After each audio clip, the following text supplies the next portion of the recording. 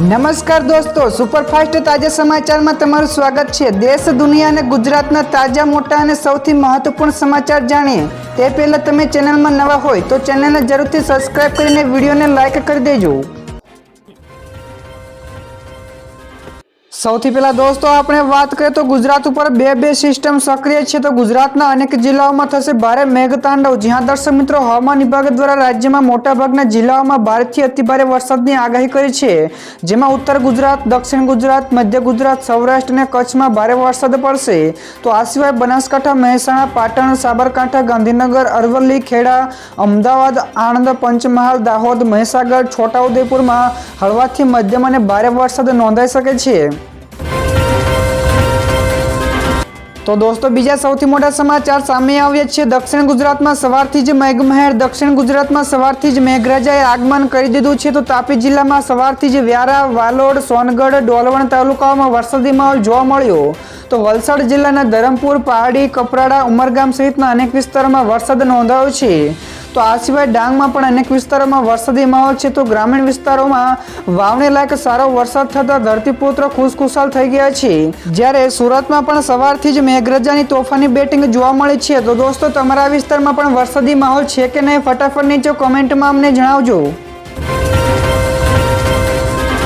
તો દોસ્તો, આગળ વધુ એક સૌથી મોટા સમાચાર સામે આવ્યા છે। આજી 2 ડેમ 90% ભરાયો। તો ગુજરાતમાં ચોમાસાનું આગમન થઈ ચૂક્યું છે, ત્યારે જળાશયો તેમજ ડેમોમાં નવા નીરની આવક પણ નોંધાઈ રહી છે। તો રાજકોટની જીવાદોરી સમાન ગણાતો આજી 2 ડેમ 90% ભરાઈ ગયો છે, જેમાં પડધરીના 10 જેટલા ગામોને એલર્ટ કરાયા છે। તો ડેમની એકદમ નજીક આવેલા ગામો ખંડેરી, નારણકા, સખપર અને ઉકળતા ગામોને પણ એલર્ટ કરાયા છે। તો ખેડૂતો તેમજ ગ્રામજનોમાં ખુશીનો માહોલ છે। તો કોઈ પણ સમયે ડેમના દરવાજા ખોલવામાં આવી શકે છે। તો દોસ્તો, બીજા સૌથી અગત્યના સમાચાર, ભાવનગર શહેરમાં ગઈકાલે સતત ચોથા દિવસે પણ ધોધમાર વરસાદ વરસ્યો હતો। તો સતત ચોથા દિવસથી ભાવનગર શહેર અને જિલ્લામાં ધોધમાર વરસાદ વરસી રહ્યો હતો।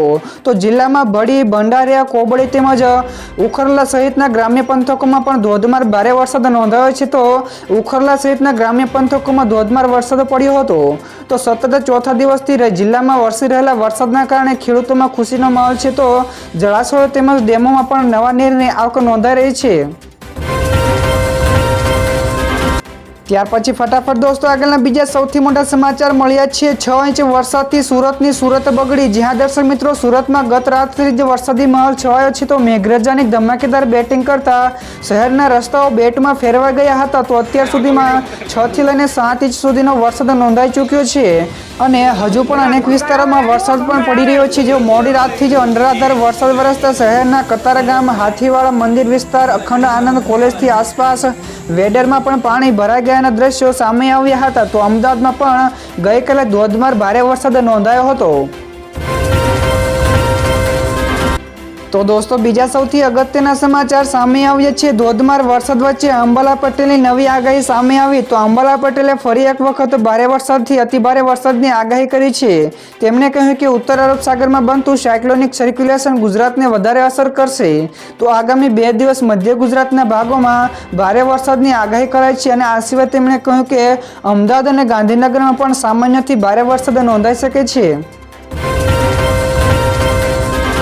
તો દોસ્તો, ત્યારબાદના બીજા સૌથી અગત્યના સમાચાર સામે આવ્યા છે। ગુજરાતમાં આ ભાગોમાં હજુ પણ યલો એલર્ટ જાહેર કરાયું છે। તો હવામાન વિભાગ દ્વારા આજે પણ સમગ્ર ગુજરાતમાં રાજ્યમાં મેઘગર્જના સાથે ભારેથી અતિભારે વરસાદની આગાહી કરાઈ છે। તો આ સાથે જ રાજ્યના ઉત્તર અને મધ્ય ભાગને છોડીને અન્ય તમામ જિલ્લાઓમાં યલો એલર્ટ જાહેર કરાયું છે। તો દક્ષિણ ગુજરાતના ભાગોમાં દરિયાકાંઠામાં ઝડપથી પવન ફૂંકાવાના કારણે માછીમારોને દરિયો ન ખેડવાની પણ સૂચનાઓ અપાઈ છે। તો આ સ્થળો ઉપર 35 થી લઈને 45 કિલોમીટર પ્રતિ કલાકની ઝડપે પવન ફૂંકાઈ શકે છે। તો દોસ્તો, આ સિવાયના બીજા સમાચારની આગળ આપણે વાત કરીએ તો ગઈકાલે પડેલા ભારે વરસાદથી અમદાવાદની સાબરમતી નદીમાં પાણીનું જળસ્તર વધ્યું છે। તો અમદાવાદની સાબરમતી નદીમાં જળસપાટી સતત વધી રહી છે। તો જેના લીધે વાસણા બેરેજના 4 દરવાજા 3 ફૂટ જેટલા ખોલવામાં આવ્યા છે અને 7124 ક્યુસેક પાણીનો નિકાલ કરાઈ રહ્યો છે। તો અમદાવાદ શહેરમાં ગઈકાલે બપોર પડતા જ મેઘરાજાની ધમાકેદાર એન્ટ્રી કરી હતી અને બપોરે આકાશમાં કાળા ડિબાંગ વાદળો છવાયા બાદ ધોધમાર અને અતિભારે વરસાદ પડ્યો હતો। તો દોસ્તો ત્યાર પછીના બીજા સૌથી મહત્વપૂર્ણ સમાચાર સામે આવ્યા છે। છેલ્લા 24 કલાકમાં ગુજરાતના 200થી વધારે તાલુકાઓમાં વરસાદી માહોલ જોવા મળ્યો, જેમાં સુરતના પલસાણામાં 6 ઇંચ અને બારડોલીમાં 5.5 ઇંચ વરસાદ ખાબક્યો છે। તો આ સિવાય વિગતવાર વરસાદની વાત કરીએ તો દક્ષિણ ગુજરાતમાં સાયક્લોનિક સિસ્ટમ સક્રિય થવાથી હવામાન વિભાગ દ્વારા આગામી હજુ પણ 6 થી 7 દિવસ સુધી ભારે વરસાદની આગાહી કરાઈ છે, જેના પગલે આજે વહેલી સવારથી જ ગુજરાતના વિવિધ ભાગોમાં વરસાદી માહોલ જામ્યો છે। તો ખાસ કરીને સુરત શહેર અને જિલ્લામાં મેઘરાજા મન મૂકીને વરસી રહ્યા છે હોય તેમ શહેરમાં આખો દિવસ દરમિયાન 6 થી 7 ઇંચ જેટલો વરસાદ વરસ્યો હતો। જ્યારે અમદાવાદની વાત કરીએ તો અમદાવાદમાં સાયન્સ સિટી વિસ્તાર અને ગોતા વિસ્તારમાં સૌથી વધુ 8 થી લઈને 9 ઇંચ જેટલો વરસાદ પડ્યો હતો। તો બોપલમાં 7.25 ઇંચ, સરખેજમાં 6 ઇંચ, નરોડામાં 5.5 ઇંચ, ચાંદલોડિયામાં 5 ઇંચ, જોધપુરમાં 3.5 ઇંચ, ચાંદખેડામાં 3 ઇંચ જેટલો વરસાદ પડ્યો હતો। તો દોસ્તો બીજા સૌથી મોટા સમાચાર સામે આવ્યા છે। બીસીસીઆઈએ ટીમ ઇન્ડિયા માટે 125 કરોડ રૂપિયાની ઇનામી રકમની કરી જાહેરાત। તો T20 વર્લ્ડ ચેમ્પિયન બન્યા બાદ બીસીસીઆઈએ ટીમ ઇન્ડિયા માટે 125 કરોડ રૂપિયાની ઇનામી રકમની જાહેરાત કરી છે।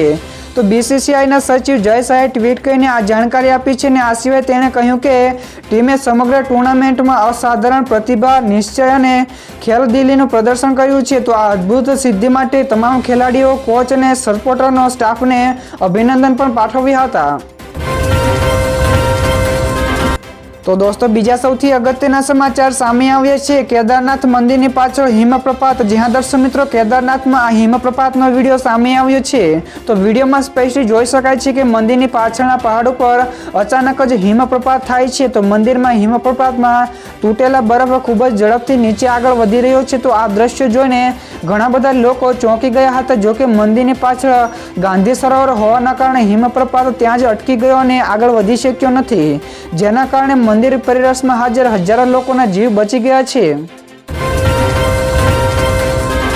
ત્યાર પછી આગળ દોસ્તો વધુ એક સૌથી અગત્યના સમાચાર મળ્યા છે। વરસાદના પગલે 8 રસ્તા વાહન વ્યવહાર માટે બંધ કરાયા છે। જ્યાં દર્શક મિત્રો રાજ્યમાં વરસાદને પગલે 8 રસ્તા વાહન વ્યવહાર માટે બંધ કરી દેવામાં આવ્યા છે।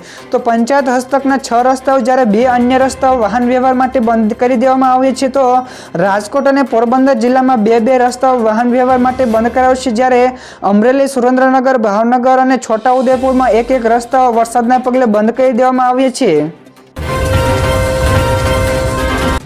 તો દોસ્તો ત્યાર પછીના બીજા સૌથી મહત્વપૂર્ણ સમાચાર સામે આવ્યા છે। ચંદ્ર ફરતે કુંડાળું જોવા મળતા રમણીક વામજાએ કરી ભયાનક આગાહી। જ્યાં દર્શક મિત્રો રમણીક વામજાએ આગાહી કરી છે, જે આગાહી અનુસાર 10 દિવસ સુધી ભારે વરસાદની આગાહી છે। તો સમગ્ર સૌરાષ્ટ્રમાં ભારે વરસાદ થશે। તો ગાજવીજ સાથે મેઘરાજા ગુજરાતમાં ધબડાટી બોલાવશે।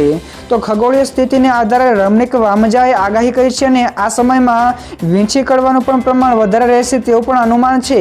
તો મગફળી, અડદ, એરંડાનો પાક પણ સારો રહેશે। તો દોસ્તો ફટાફટ આગળના બીજા સૌથી મોટા સમાચાર। તમારા નામે 9 થી વધારે સિમ કાર્ડ હશે તો થશે 50,000 રૂપિયાનો ચાંદલો। તો કેન્દ્ર સરકાર દ્વારા ટેલિકમ્યુનિકેશન એક્ટ 2023 લાગુ કરાયો છે। તો 26મી જૂનથી આ કાયદો લાગુ કરાયો છે, જેમાં સાથે જ સાયબર ક્રાઇમ સામે ગાળિયો કસવામાં આવ્યું છે। તો મોબાઈલ વાપરનારા માટે લાભદાયી બનાવાયું છે। જો કે આ કાયદો અંતર્ગત મોબાઈલ યુઝર્સ ભૂલ કરે તો 50,000થી વધુનો દંડ કરવામાં આવશે। તો આ સાથે જ જો એક વ્યક્તિના નામ ઉપર 9 થી વધારે સિમ કાર્ડ હશે તો તેને પણ દંડ કરવામાં આવશે। ત્યારબાદના દોસ્તો આગળના બીજા સૌથી અગત્યના સમાચાર મળ્યા છે। ઉકાઈ ડેમમાં પાણીની આવક નોંધાઈ છે। તો રાજ્યમાં વરસાદી માહોલ જામ્યો છે। તો જળાશયો તેમજ ડેમોમાં નવા નીરની આવક થઈ છે। તો દક્ષિણ ગુજરાતની જીવાદોરી સમાન ગણાતો ઉકાઈ ડેમમાં પાણીની આવક શરૂ થઈ ગઈ છે। તો હથનુર ડેમમાંથી પાણી છોડવામાં આવ્યું છે। તો મહારાષ્ટ્રના હથનુર ડેમનો એક ગેટ 1 મીટર ખોલવામાં આવ્યો છે। તો ઉકાઈ ડેમમાં 6,392 ક્યુસેક પાણીની આવક નોંધાઈ છે। તો ઉકાઈ ડેમની હાલની સપાટી 305.47 ફૂટ ઉપર પહોંચી છે।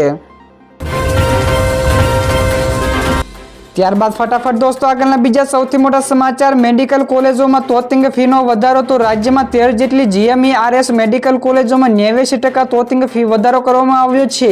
જેમાં સોલા, અમદાવાદ, ગોત્રી, ગાંધીનગર, ધારપુર, હિંમતનગર, જુનાગઢ, વડનગર, વલસાડ, મોરબી, પોરબંદર, નવસારી, રાજપીપળા અને ગોધરા સહિતની કુલ 13 જેટલી કોલેજોમાં ફી વધારો થયો છે। તો કોલેજોની ફીમાં ગત વર્ષે જ તારીખ 20 જુલાઈના રોજ જે ફી વધારા સાથે પરિપત્ર પ્રસિદ્ધ કરાયો હતો, જેમાં માત્ર તારીખે જ બદલવામાં આવી છે। તો બાકી કોઈ પ્રકારનો ફેરફાર કરાયો નથી। તો દોસ્તો ત્યાર પછીના બીજા સમાચાર, ગ્રીન એનર્જીના ક્ષેત્રમાં ભારતને 150 કરોડ ડોલરની લોન માટેની મંજૂરી મળી છે. જ્યાં દર્શક મિત્રો જૂન 2023માં વિશ્વ બેંકે ભારતના લો કાર્બન એનર્જીના વિકાસમાં તેજી લાવવા માટે 1.5 બિલિયન ડોલરની પહેલી લો carbon energy programmatic development policy ઓપરેશનને મંજૂરી આપી હતી. તો દોસ્તો તમને જણાવી દઈએ કે 1.5 બિલિયન ડોલર એટલે કે 150 કરોડ ડોલરની લોનની મંજૂરી આપી છે.